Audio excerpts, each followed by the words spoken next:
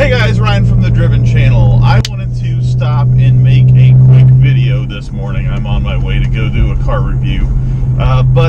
Anyway, so a lot of you have been asking me, what's up with the Jetta?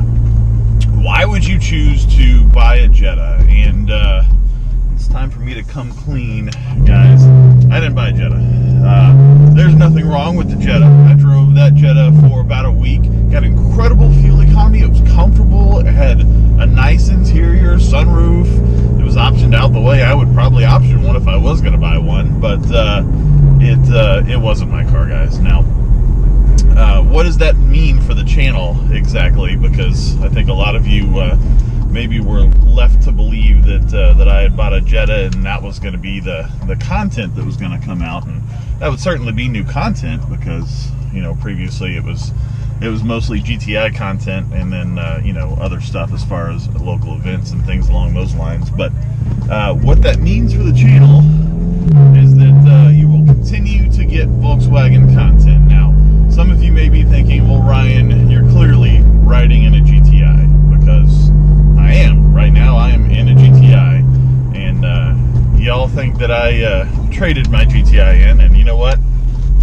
The truth there is I did. I absolutely traded my GTI in. So what does that mean then? That means that I am now sitting in, this would be GTI number 3 for me. And as you can tell by hearing that exhaust as I get on the highway, I had the exhaust system, turbocharger, and intake moved from my black GTI to this, now my new GTI. Now, why did I do that? I had a previous video where I talked about why I traded my GTI in, so I don't need to talk about that. But what I can do is I can talk to you about this GTI. Now, I've got a name for the car already, like I always do. I always name my cars. This car's name is Isabel, and I don't really know why I came up with that name, other than my wife thought it was a pretty cool name, and I agreed. But anyway, this is a year newer than the black GTI. This is a 2016. This does have the lighting pack, which I know all of you were talking about how dumb it was that I really like the lighting pack, but I think it's cool, and hey, it's my car, so I get to do what I want. Anyway, also, more importantly, this car has a performance pack. So if you don't know, if you're new to sort of the GTI scene or Volkswagen scene, if you don't know what the performance pack means, most importantly, it means two things. And those two things are an adjustable hydraulic limited slip differential for better traction, which I always had problems with. And number two, it means bigger brakes. It has the same brakes as the Golf R, front and rear. So it actually has ventilated rotors in the back instead of the solid ones that the base model comes with, and bigger rotors and calipers and stuff all the way around. So basically better braking for when I'm making my rowdy runs, or, you know, basically just around town. I mean, better brakes are never a bad thing on a car. After driving my wife's Z for a little while, I can tell you that having really good brakes is awesome. Anyway, also this vehicle happens to come equipped with the DCC suspension, which is basically adjustable. Doesn't make a huge difference, but you know, there's a comfort, normal, and sport mode. And you know, Lord knows the way I drive, I can use any little bit of help that I can get.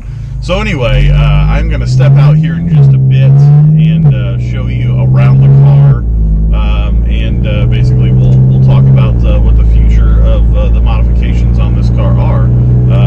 So let's do that now. And we're back. And before I go outside, I did want to kind of show you, I mean, there's not a whole lot different on the inside of this car.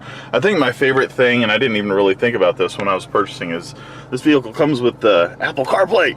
Apple CarPlay is awesome. So, I don't know, it's just neat. It's not really a thing that I have to have, but totally neat. Anyway, a few different screens. They've changed some stuff up. 2016, you get the performance monitor. So basically you can look at things like temperatures, and I think the most important thing for me would be you actually get to look at boost and you can change those things around. I accidentally hit a button there. But look at the G-forces. I mean, it's cool stuff. I'm not sure how accurate that boost gauge is, but we'll certainly find out. And we'll find out shortly enough if it goes up to, you know, 29 or 30. Anyway, we'll take a quick peek at some of the modes that we have in here for the performance mode. I've got it in sport mode right now, but basically individual mode allows me to change and adjust everything here. So if I want it to be comfort suspension, I've got it in comfort suspension. If I wanted to have a normal suspension or normal steering, I can do that. I've got the drivetrain set in normal. Basically that's the transmission. Front differential lock, I can set that to sport if I want, or normal, and it basically just changes the aggressiveness of the LSD. Also, I'm not exactly sure what this means, adaptive front lighting, but you can change that from normal to sport as well. But anyway, most importantly, I think you guys probably want to see the outside of this car and see what probably the biggest difference is between my previous GTI and this one. It's a little windy out here, guys, so you'll have to hang with me. There we go, guys. Easy to maintain paint. Most important thing, having a black car sucks, guys. So now we've got a white car. This is going to be way easier to maintain, and as you can see, those headlights are killer. I love them, love them, love them, and I will always say that. Also, you can get a peek of the bigger brakes in there. But basically, not much more to see. Right now we're sitting on stock wheels. I've got something coming in the future for that. As we can see, I've still got the exhaust on there. AWE track exhaust for all of you that are wanting to know. And we'll take a quick peek under the hood here.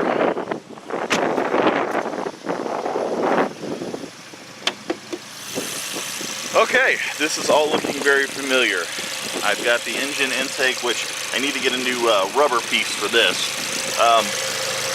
The turbo blanket's a little tore up, I think, from when we had the shop move all the parts over. But basically, pretty standard stuff. Anyway, I hope you enjoyed this video, and sorry for trolling everyone and making you all think that I bought a Jetta. Although, again, nothing wrong with the Jetta. Great cars, but not for me. And you know, in the future, you're going to see more Mark 7 content. So have a good one, guys, and we'll see you on the next video.